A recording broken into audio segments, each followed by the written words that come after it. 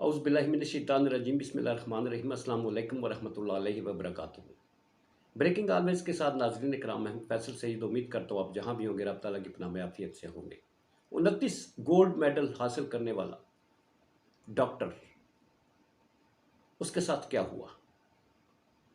नाज़रीन, टॉपिक हट के है मगर हमसे जुड़ा हुआ है, हमसे, आपसे, इस सोसाइटी से जुड़ा हुआ प्रॉब्लम है। ये एक है, इस पर बात करते हैं। नाज़रीन, आपको मालूम है कि इस मुल्क में बसने वाले पढ़े लिखे नौजवान जो हैं, जिसमें डॉक्टर, इंजीनियर, PhDs, एग्रीकल्चरिस्ट और गर्ज कोई ऐसा शोबा नहीं है कि जिसके लोग ये मुल्क छोड़कर बाहर नहीं जाते। और जो बाकी लोग हैं जिनके पास इस तरह की इस्तेदाद नहीं है, वो मजदूरी के लिए लांचों में रोज़गार के सूल के जाते हुए डूब जाते हैं। वजह क्या है? वजह ये है अकरबा परवरी, रिश्वतस्तानी, सिफारिश। ये वो यहाँ का जो अलमिया है जिसने इस मुल्क को दीमक की तरह चाट लिया है। हमें IMF 1 अरब नहीं 100 अरब डॉलर भी दे दे, इस मुल्क की तकदीर नहीं बदलने वाली। इसलिए कि मुल्क के तरक्की में जो शोबे, जो पढ़े लिखे लोग अपना किरदार अदा करते हैं, वो मुल्क छोड़ कर चले जाते हैं। तो ये फंड्स आते हैं, ये तरक्याती नामों पर अरकान असम्बली में बांट दिए जाते हैं। ना तालीम पर पैसा खर्च होता है, ना हेल्थ पर पैसा खर्च होता है। खर्च होता है तो रिश्वतस्तानी पर। यह पैसा भी रिश्वत के तौर पर बांट दिया जाता है, जिसके नतीजे में एक आला तालीम याफ्ता तबका जो है हमारा, दूसरे ममालिक में जाकर अपनी खिदमात सर अंजाम देता है। वो मुल्क जो है वो इस वक्त तरक्की की आला मनाजिल पर जो है वो जा रहे हैं, मगर हम पस्ती में, गढ़ों में जो है वो इस वक्त फेंके जा चुके हैं। आप जैरीज ऑफिस में जाइए, आपको सैकड़ों की तादाद, हज़ारों की तादाद में लोग वहाँ पर नजर आएंगे जो मुल्क छोड़ने के लिए जो है वो यहाँ मौजूद होते हैं। ये तो वो हैं जो लीगल प्रोसेस के ज़रिए जाते हैं, और जो लांचों के ज़रिए जाते हैं उनकी तादाद अलग है। वो अपनी जाने हथेली पर आकर जाने देते हैं, वो अपने रोज़गार के लिए जाते हैं कि पिछलों का पेट पाल सके। एजेंटों को पकड़ लेना मसाइल का हल नहीं है। जब तक आप इसकी रूट काज पर नहीं जाएंगे।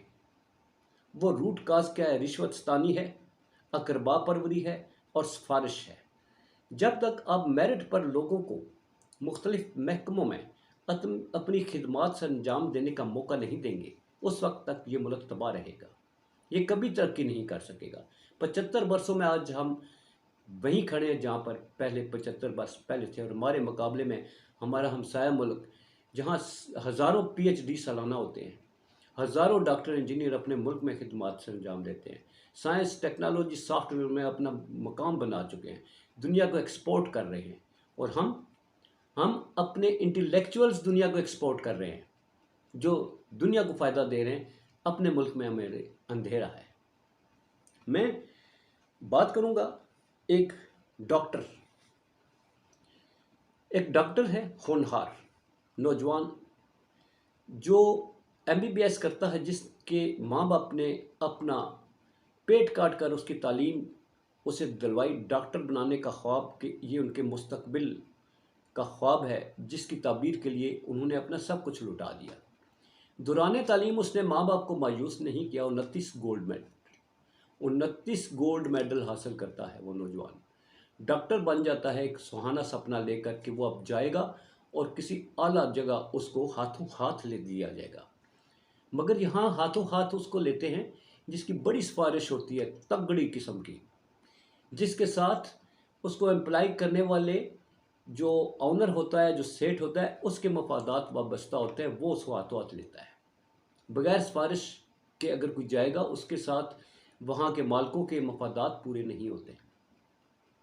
اس لیے یہ نوجوان ڈگریاں لے کے گولڈ میڈل لے کے گھوما پھرا، اسے کہیں روزگار نہیں ملا، نہ کسی سرکاری ڈاکٹر میں ڈاکٹر بننے کے لیے اسے موقع دیا گیا، نہ پرائیویٹ ہسپتالوں میں۔ اپنے پاس اس کے پاس پیسے نہیں ہیں کہ وہ کلینک کھول سکے، باہر جانے کے پاس اس کے پاس سرمایہ نہیں ہے کیونکہ جو سرمایہ تھا اس کی تعلیم پر خرچ کر دیا گیا۔ ایک نجی چینل پہ اسے بلایا گیا تھا، ہمارا میڈیا بڑا اہم رول پلے کرتا ہے ایسے جو واقعات اٹھانے میں، اس میں وہ سامنے نہیں آیا، اس کی سٹوری تھی، اسے کہا گیا، ریکویسٹ کی گئی، مگر اس نے آنے سے معذرت کر لی، کیونکہ عزت نفس اور انا مجروح ہوتی ہے کہ سامنے آ کر کوئی یہ نہ سمجھے کہ میں بھیک مانگ رہا ہوں۔ اس طرح ہمارا ملک کب تک چلتا رہے گا؟ کیا ہم اقتدار کی جنگ میں،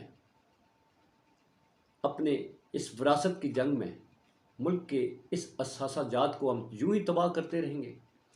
اور واقعی تباہ کیا جاتا رہا ہے اور کیا جا رہا ہے جان بوجھ کر، تاکہ اس ملک میں ایک تاریک جو ہے، تاریکی اس کا سایہ رہے، تاریکی یہاں پر غالب رہے، تاکہ روشنی نہ تو روشنی پھیل سکے، نہ یہ ملک ترقی کر سکے۔ اندھیروں میں رہے گا تو یہ حکمران ہم پر مسلط ہوتے رہیں گے۔